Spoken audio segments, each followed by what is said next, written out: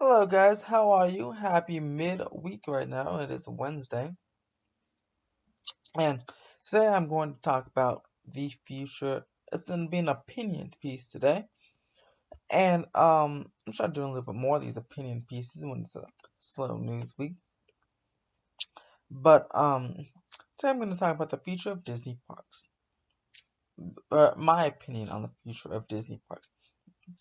A lot of people, especially over the past few weeks, um, with the Bob Iger comment and things, have been concerned with, and over the past few years especially, concerned with the way the direction of Disney parks were going, with everything that announced is a new IP, stuff like that. People are like, where is the originality? Where are the original ideas? Now, and I can see portions of that. I can see how it's kind of true. Where did the original ideas go?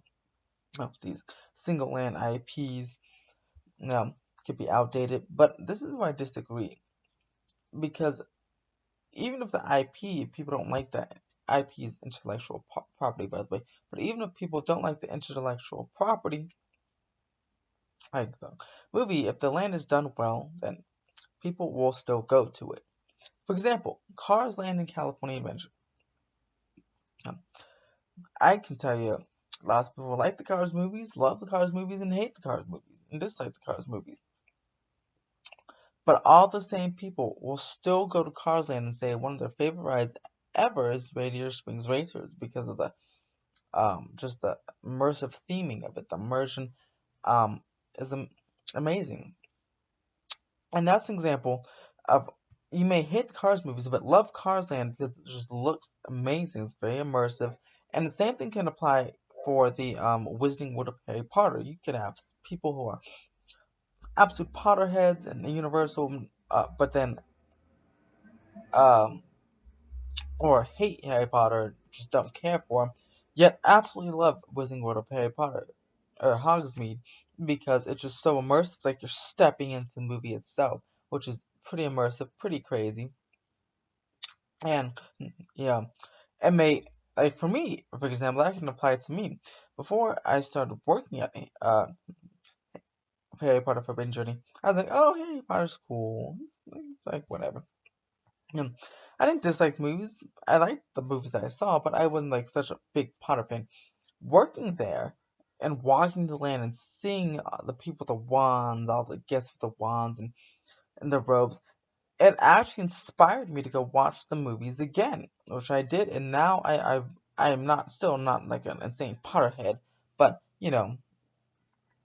I think I much have much more respect, much more fondness for the Harry Potter franchise than I did before.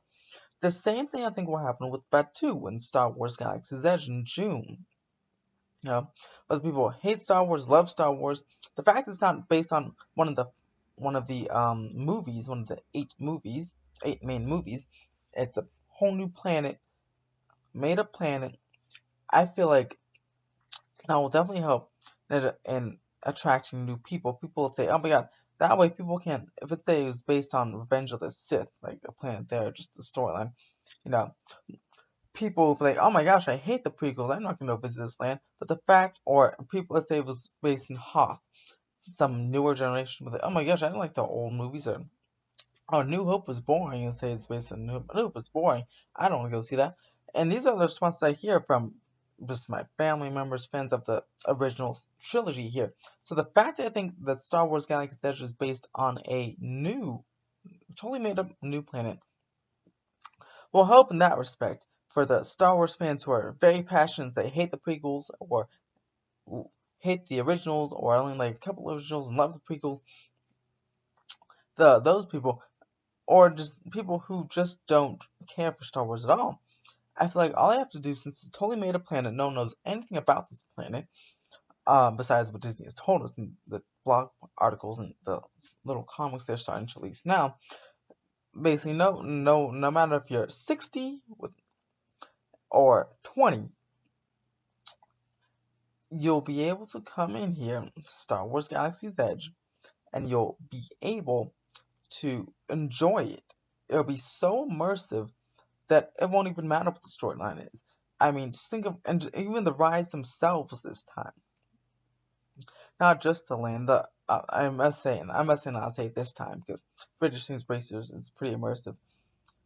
Harry Potter Forbidden Journey at Universal is pretty immersive, but both rides. That's what I'm saying. Both rides are gonna be pretty immersive because Tow Mater is cool.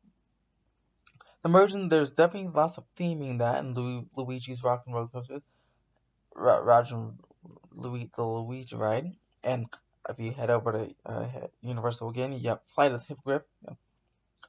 You see, there's an animatronic in that. But both, this is probably the first time that both of the rides are going to be e-tickets. Both of the rides be completely immersive. No spinners, no flat rides. Two e-tickets rides, a simulator, Millennium Falcon Smuggler's Run, Rise of the Resistance, trackless dark ride with the rumored Tower of Terror, like drop, 40-foot drop. I mean, both of them are going to be, from the moment you step into this land, you'll be completely immersed into the world of Star Wars.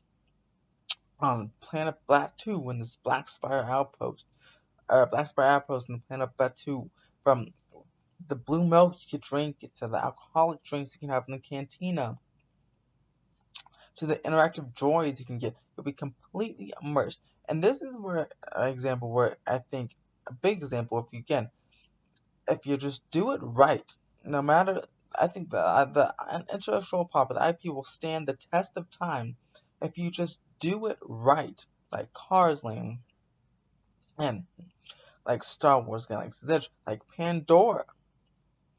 How long has it been since the Avatar movie came out? A while. Sequels are in development but haven't come out yet. And most people can agree that first Avatar movie is pretty forgettable. I forgot most of it myself until I rewatched it on demand recently. But that doesn't mean Pandora's not successful.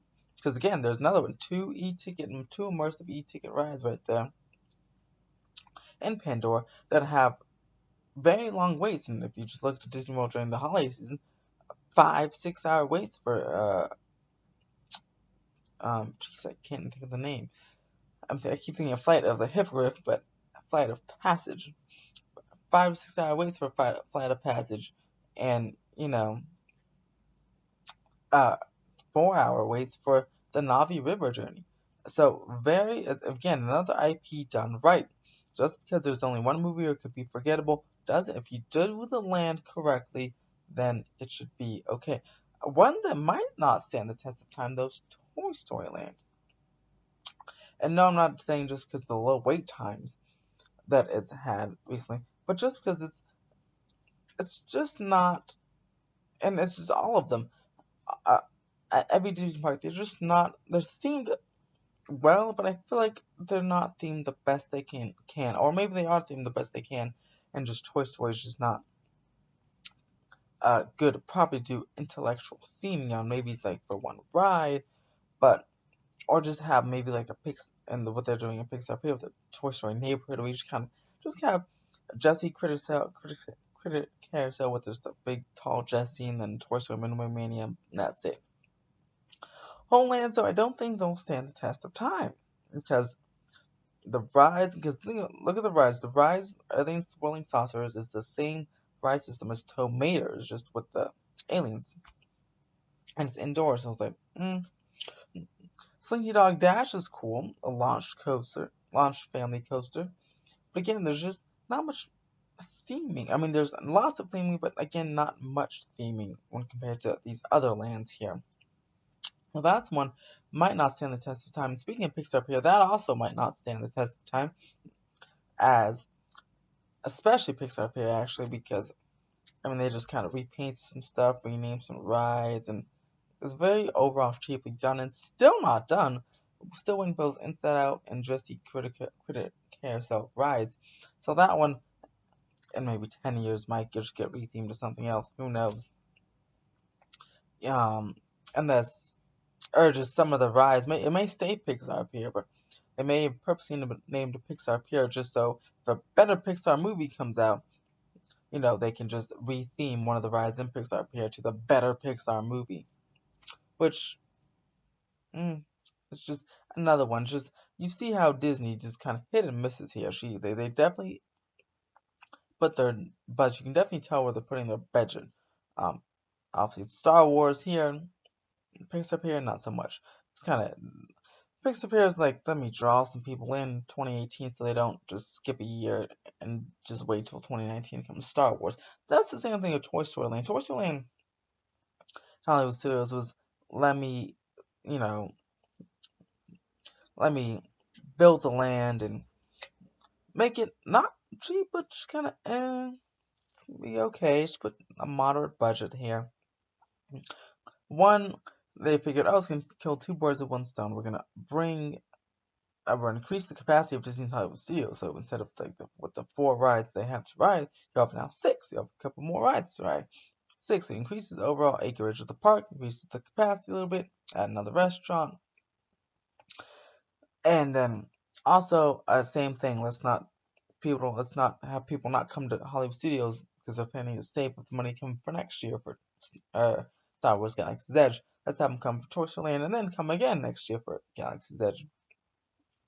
But like when the tails have to be taken off of the Sleeping Dog Dash coasters because of they're falling off or the paint's chipping or whatever the reason was, that just shows like bad show and bad maintenance and just a low budget, low to moderately budget land, in my opinion.